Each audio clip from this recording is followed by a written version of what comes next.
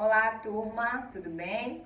Bom, na aula de hoje nós vamos dar continuidade à disciplina de Direito do Trabalho 1 do 7º período da SES UNITA. Sou a professora Marcela Proença e na aula de hoje nós vamos estudar suspensão e interrupção do contrato de emprego, ok?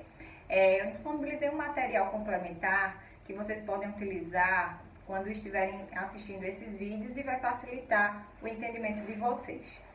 Bom, quando a gente fala em interrupção ou suspensão do contrato de emprego, eu vou direcionar o meu estudo para os artigos 471 a 476 da CLT. Obviamente que a gente vai encontrar disposições sobre essa temática em outros dispositivos legais, até mesmo na ADCT da Constituição Federal. Mas, de forma concentrada, na nossa legislação trabalhista, vocês vão encontrar entre os artigos 471 e 476 da CLT. Quando a gente pensa em interrupção ou suspensão do contrato de emprego, a gente tem como ponto de partida do nosso estudo aquele princípio da continuidade da relação de emprego. Então, a gente já estudou que a relação de emprego ela é uma relação de trato sucessiva, que ela não vai se exaurir em uma única prestação. Então, é normal, é esperado que durante a relação empregatícia, durante o prazo de vigência do contrato de emprego, a gente tenha causas, de suspensão, de interrupção e até mesmo de alterações do contrato de emprego, alterações que a gente já estudou nos vídeos anteriores. Pois bem, quando a gente fala de suspensão ou interrupção no contrato de emprego, eu estou me referindo a paralisações nesse contrato, paralisações temporárias, paralisações transitórias. E dependendo se essa paralisação for decorrente de uma causa de suspensão ou de interrupção, a gente vai ter alguns efeitos que vão ser diferentes, tá? Mas como regra geral, toda vez que a gente falar em interrupção ou suspensão do contrato de emprego, nós estamos nos referindo a paralisações temporárias, tá? Que têm caráter transitório, portanto, que garantem, apesar dessa paralisação, garantem a continuidade do vínculo empregatício, que garante também o direito de retorno desse empregado assim que cessar a causa de suspensão ou a causa de interrupção e traz uma vedação de extinção contratual por parte do empregador sem justa causa durante a paralisação em decorrência de uma causa de suspensão ou de interrupção. Então, essas são as características gerais que a gente vai estabelecer sempre que estiver diante de uma causa de suspensão ou de uma causa de interrupção do contrato de emprego. No material de apoio de vocês, eu coloquei uma tabela já na primeira página, traçando um comparativo entre suspensão e interrupção. Nessa tabela, vocês vão perceber que a suspensão e a interrupção, elas possuem características que são semelhantes e outras características que são diferentes.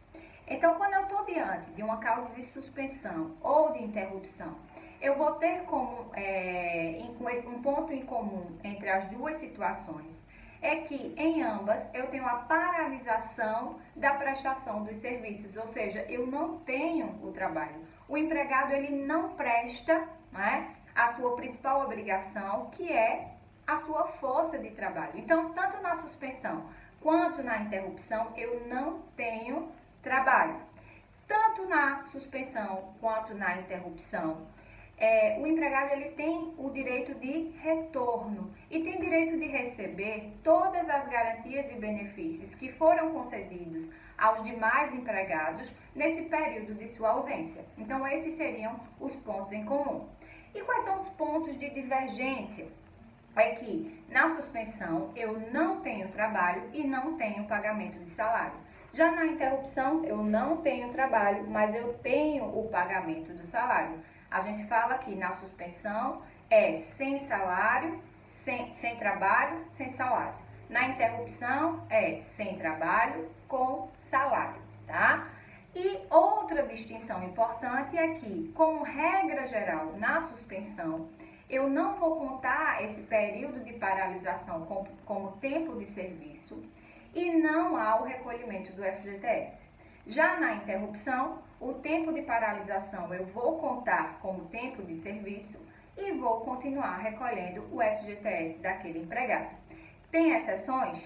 Tem, que a gente vai ver adiante, mas em termos gerais, eu vou contar, mesmo quando for causa de suspensão, eu continuo contando tempo de trabalho e recolhendo FGTS quando eu estiver diante de situações relacionadas a doenças profissionais, acidentes do trabalho ou o serviço militar obrigatório, ok? Então, em linhas gerais, esse seria um quadro comparativo entre suspensão e interrupção.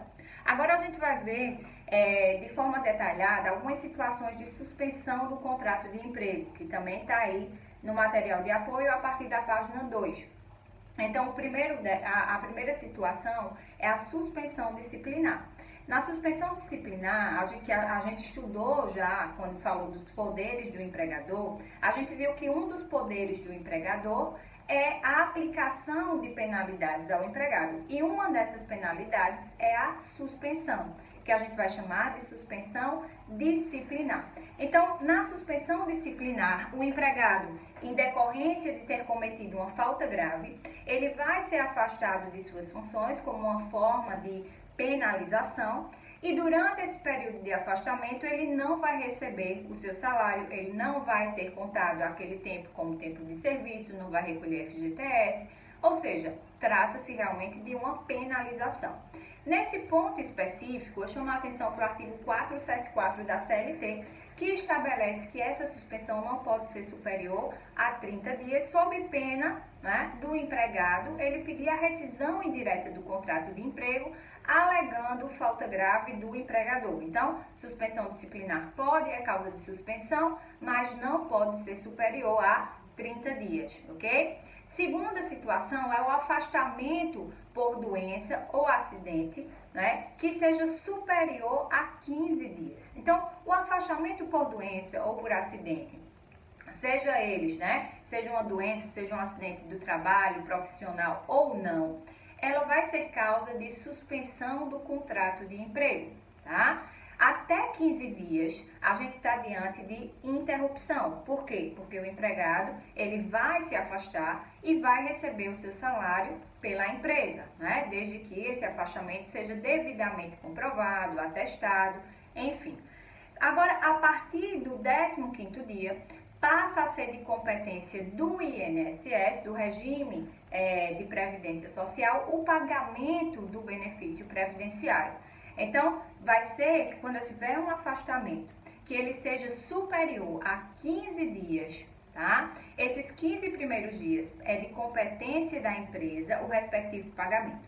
Agora, a partir do 15º dia, passa a ser de competência do regime previdenciário. Esse empregado, ele vai receber o que nós chamamos de auxílio doença, tá? Então, afastamento por doença ou por acidente, seja ele do trabalho ou não, tá? Seja ele relacionado ao trabalho ou não, vai ser causa de suspensão. Esse empregado, ele vai ser encaminhado ao INSS, vai passar pela perícia médica e, uma vez atestado aquela incapacidade temporária para o trabalho, ele vai passar a receber o auxílio doença. E é causa de suspensão, por quê? Porque apesar dele receber o benefício do auxílio doença, esse benefício ele não tem natureza salarial, ele tem natureza previdenciária. Por isso que a gente está diante daquela situação sem trabalho, sem salário, ok? Agora, uma observação importante quando a gente fala desse afastamento por mais de 15 dias é o seguinte: se esse afastamento ele decorrer de doença profissional ou acidente do trabalho, o empregado ele vai, né, gozar aqui do que a gente chama da estabilidade, tá? Existem algumas consequências importantes. Então, vamos lá, são basicamente três. Quando o afastamento se der por doença profissional ou acidente do trabalho, esse tempo de afastamento vai contar como tempo de serviço.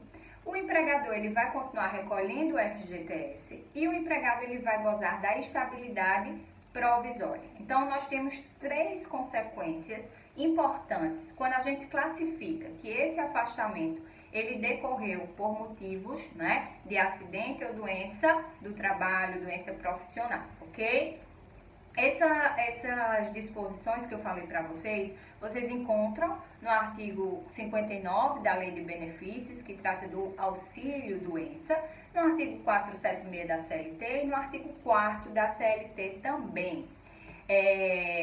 Seguindo aqui no nosso material, a gente tem a licença não remunerada como uma causa de suspensão. Na letra D, a prestação do serviço militar obrigatório. Então, veja, essa prestação do serviço militar obrigatório, que é diferente da causa de interrupção, que é cumprir a exigência militar, que a gente vai ver mais adiante, ela é uma causa de suspensão do contrato de emprego. E também merece um destaque aqui de nossa parte.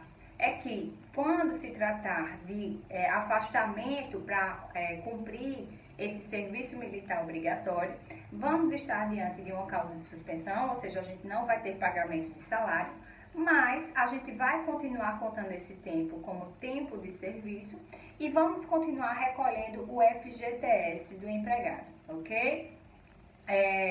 Também o empregado ele tem a garantia de retorno ao trabalho quando cessar a prestação desse serviço militar obrigatório. Dentro do prazo de 30 dias ele tem o direito de retornar às suas funções, ok?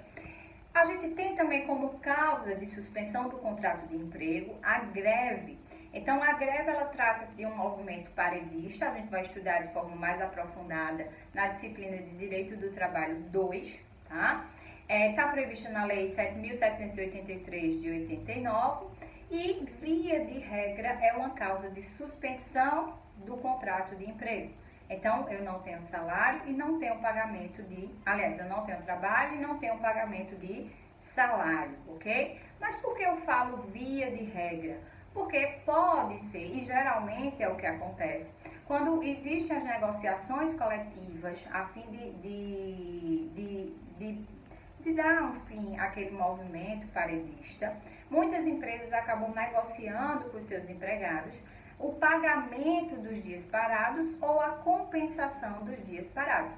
Então, se tiver esse tipo de acordo entre as partes, eu vou ter o pagamento do salário. E a gente já viu que quando eu tiver pagamento de salário, eu não estou diante de uma causa de suspensão, eu estou diante de uma causa de interrupção do contrato de emprego. Então, a greve, como regra geral, é uma causa de suspensão, mas se as partes negociarem o pagamento do salário, a compensação dos dias parados, a gente vai estar diante de uma situação de interrupção do contrato de emprego. Temos aqui também no nosso material de apoio, né, a falta injustificada ao serviço. Deixa eu só pular aqui. A gente viu a greve, né? Então, o próximo aqui seria o exercício das funções sindicais, que é a letra D. Então, no exercício das funções sindicais, eu estou aqui diante de uma causa de suspensão do contrato de emprego. Agora, se as partes negociarem o pagamento, a manutenção do pagamento dos salários durante o período em que o empregado ele esteja no exercício das funções sindicais, né, uma vez que ele seja eleito, aí a gente vai ter uma causa de interrupção. Então, regra geral, causa de suspensão, mas se tiver algum tipo de acordo para manutenção do salário, a gente vai estar diante de uma causa de interrupção. Empregado eleito diretor de sociedade anônima. Então, via de regra, eu tenho uma causa de suspensão. Aquele empregado que é eleito diretor de sociedade anônima, ele vai ter o contrato de trabalho suspenso, mas a gente tem uma ressalva que está na súmula 269 do TST, que diz que o empregado eleito para ocupar cargo de diretor tem o respectivo contrato de trabalho suspenso, não computando o tempo de serviço deste período, salvo se permanecer a subordinação jurídica inerente à relação de emprego. Então, via de regra, um diretor ele vai ter uma autonomia que vai suprimir, tá, aquela característica da relação de emprego que é a subordinação. Entretanto, de acordo com a súmula 269 do TST, se uma vez que seja mantida, apesar dele estar ocupando um cargo de direção, mas se fica comprovado, se fica estabelecido que permanece a subordinação jurídica inerente à relação de emprego, a gente não vai ter aqui uma suspensão, tá certo? A gente anula essa causa de suspensão.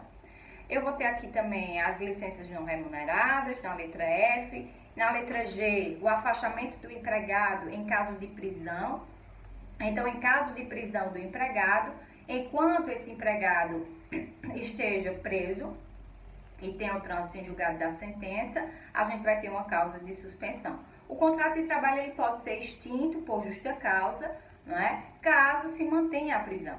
E essa justa causa, ela não vai ocorrer necessariamente pelo crime, pela infração cometida, mas pela impossibilidade do empregado de cumprir a sua principal obrigação contratual, que é a prestação dos serviços.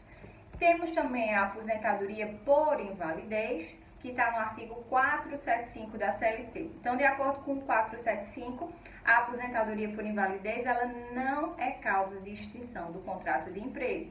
Aliás, a gente já viu isso em sala de aula, que as aposentadorias, elas não são causas de extinção do contrato de emprego, seja por idade, tempo de contribuição, invalidez, enfim. Então, na aposentadoria por invalidez, eu tenho uma causa de suspensão do contrato de emprego. Aquele contrato de emprego, ele fica suspenso, ele não é extinto. Tanto é que, uma vez cessada a incapacidade que gerou essa aposentadoria, o empregado ele tem o direito de retornar às suas atividades dentro daquele prazo estabelecido na legislação vigente. Com relação a esse prazo, a gente tem uma distinção entre o TST, uma divergência entre o TST e o STF. No TST, de acordo com a súmula 160, o contrato de emprego ele fica suspenso sem limite de prazo. Já de acordo com a STF, o contrato de trabalho ele fica suspenso, né, de acordo com a súmula 217 do STF, até 5 anos. Então, a gente tem essa divergência aqui que está no material de vocês também. E aí, eu coloquei outras observações sobre a aposentadoria por invalidez nesse material, as mensalidades de recuperação, mas eu vou deixar aqui no material escrito. E, por fim, a gente tem o curso, né, o afastamento para participar de curso de qualificação profissional oferecida pelo empregador pelo período de 2 a 5 meses. Essa possibilidade de suspensão para capacitação do empregado, ela está prevista no artigo 476A da CLT e tem alguns requisitos que precisam ser observados. Regra geral, precisa ter uma previsão em acordo ou convenção coletiva de trabalho, precisa do consentimento do empregado, precisa de comunicação ao sindicato no prazo de 15 dias e uma ajuda compensatória ela é facultativa e se for concedida, vai ser concedida sem natureza salarial. Então, basicamente, essas são as situações de suspensão do contrato de emprego. E, para finalizar, trazendo para esse contexto atual da pandemia, a gente também tem uma causa de suspensão que foi prevista através da MP, que é aquela suspensão do contrato de emprego por até 60 dias, em que o empregado ele vai receber um benefício, eu esqueci agora o nome do que foi dado ao benefício, mas se eu não me engano utilizaram a sigla bem. Esse benefício ele vai ser pago pelo governo, tá certo? E a empresa, durante esses 60 dias, ela não vai arcar com o pagamento do salário. Então, seria também uma causa de suspensão, tá bom? No próximo vídeo, a gente estuda as causas de interrupção do contrato de emprego.